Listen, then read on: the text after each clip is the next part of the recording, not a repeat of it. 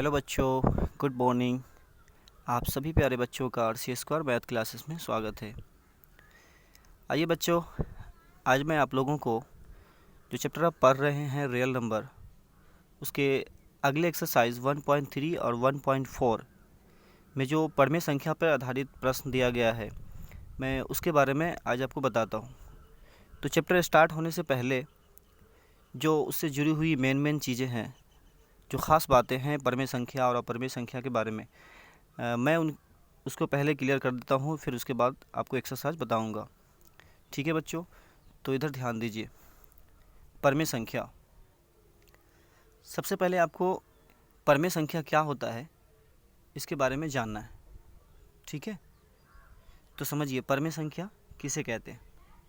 आपने पिछली क्लास में क्लास 9th में भी पढ़ा होगा, इसके बारे में 8वीं में भी पढ़ा होगा। फिर भी समझिए आप, क्योंकि इसकी ज़रूरत है आपको इस चैप्टर में। अच्छे से समझिएगा, फिर आप इसको बना पाइएगा। तो लिखा हुआ यहाँ परमेय संख्या, समझिए परिभाषा।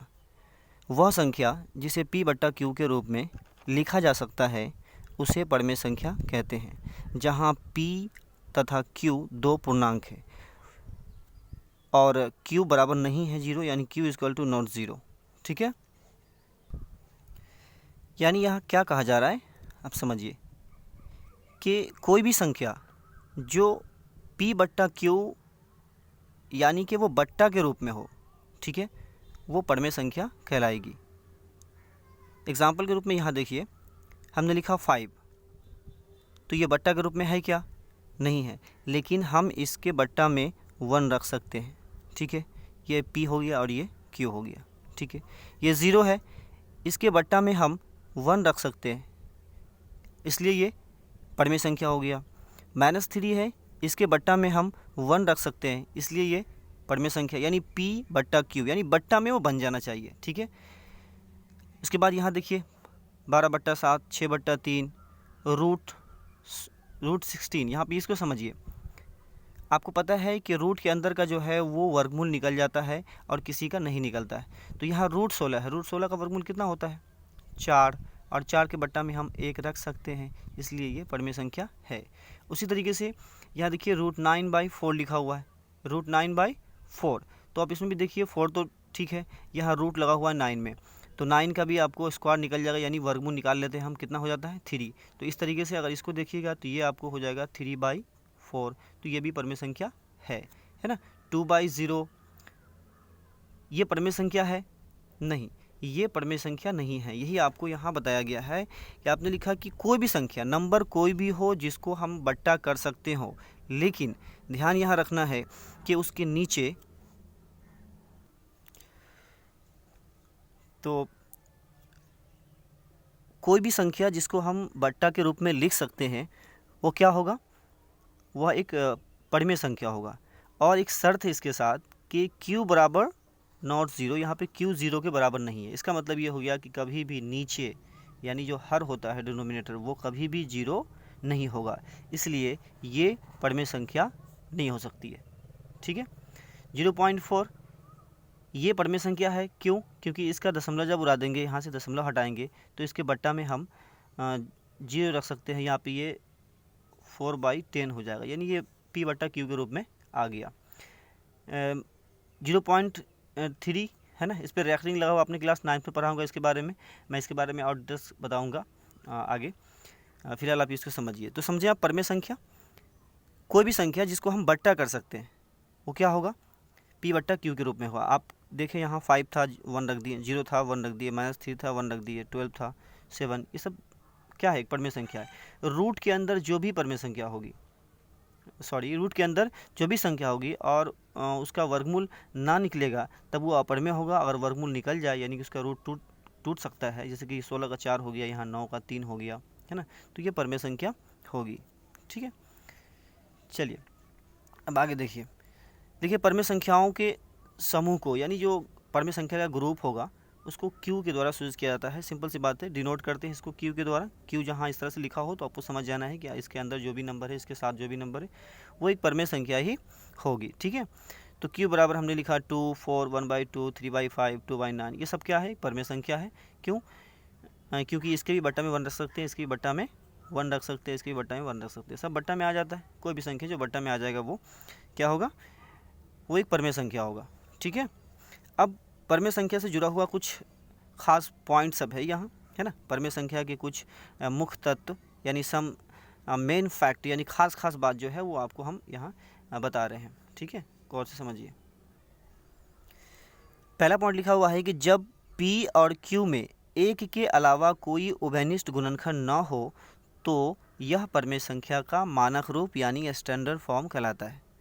इसका मतलब क्या हुआ, मतलब ये कि P और Q, अब तो समझ गया ना कि बट्टा में जो होगा वो ऊपर वाला P होगा, नीचे वाला Q होगा, यानी उसी बेस पे इसको सजाया जाता है। ठीक है, तो ये P है और ये Q है, ये P है, ये Q है, ये P है, ये Q है। ठीक है, ज़रा गौर से देखिए कि इसके ऊपर में अंश यानी कि नोमिनेटर जो होता है और यहाँ डिनोमिनेटर दोनों जो है, इसमें देखिए गौर से कि 3 क्या है, एक अभाज्य संख्या है, इसको हम तोड़ नहीं सकते।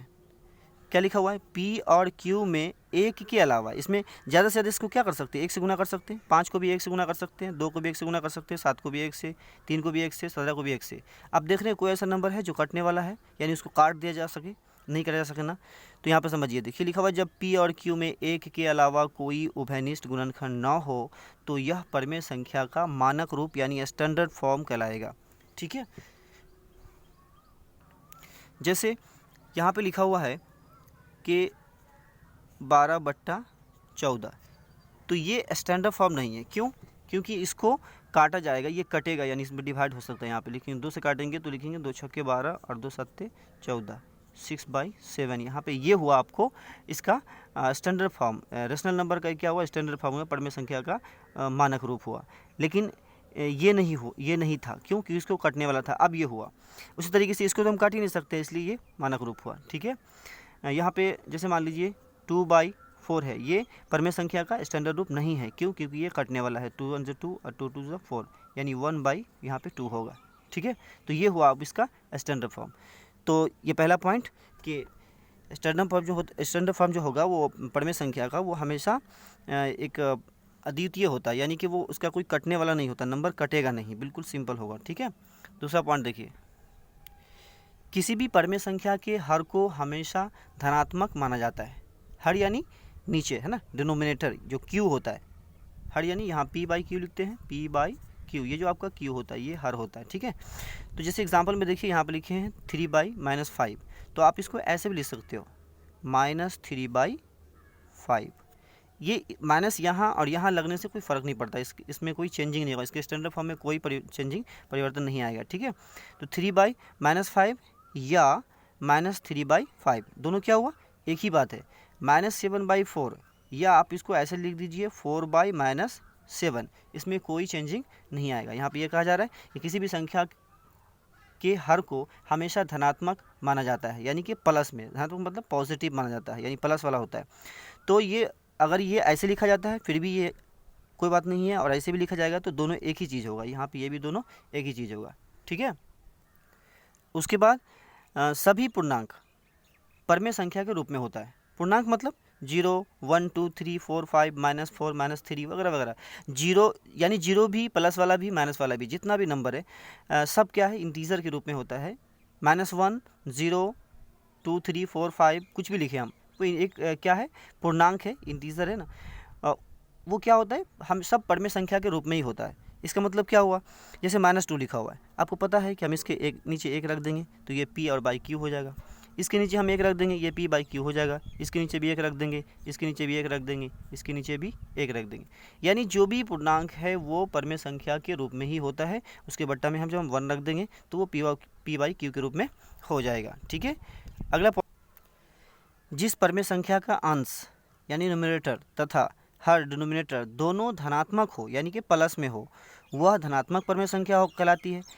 और जिस परमेय संख्या का अंश तथा हर दोनों में कोई एक ऋणात्मक हो तब वह परमेय संख्या ऋणात्मक कहलाती है।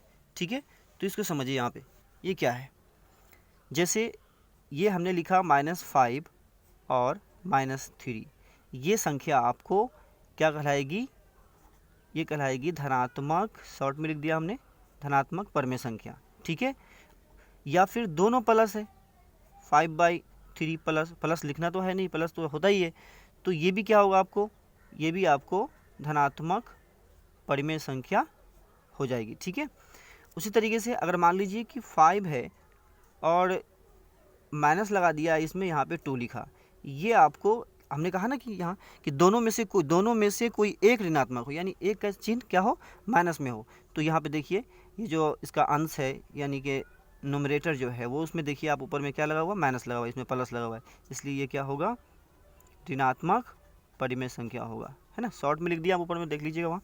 उसके बाद इस तरीके से मान लीजिए कि यहाँ 5/7 लिखा हुआ है, यहाँ माइनस लगा हुआ है, नीचे माइनस लगा हुआ है, तो भी ये क्या होगा, ये आपको ऋणात्मक यानी निगेटिव परिमेय संख्या हो जाएगी। ठीक है, मतलब कि आपको ध्यान देना है कि कोई भी परिमेय संख्या जिसके दोनों में यानी अंश और हर पी और क्यू दोनों में एक जैसा चिन्ह हो, देखिए यहाँ दोनों एक जैसा चिन्ह है, देखिए यहाँ दोनों एक जैसा चिन्ह है, तब क्या होता है, ये पॉजिटिव होता है। ठीक है, यानी धनात्मक परिमेय संख्या होता है। लेकिन जिस परिमेय संख्या में किसी अंश या हर में दोनों में से किसी एक में माइनस लगा हो, तब वो ऋणात्मक परिमेय संख्या कहलाएगी। ठीक है, तो बच्चों उम्मीद है कि आपको समझ में आया होगा। अब मैं अगली वीडियो में आप लोगों को अपरिमेय संख्या और परिमेय अपरिमेय संख्या के बीच का जो ऑपरेशन होता है यानी कि रिलेशन होता है वो किस तरीके से किया जाता है मैं आपको बताऊंगा। ठीक है बच्चों, धन्यवाद। और वीडियो को देखने के बाद आप लाइक और कमेंट ज़रूर बताइएगा, ज़रूर कीजिएगा।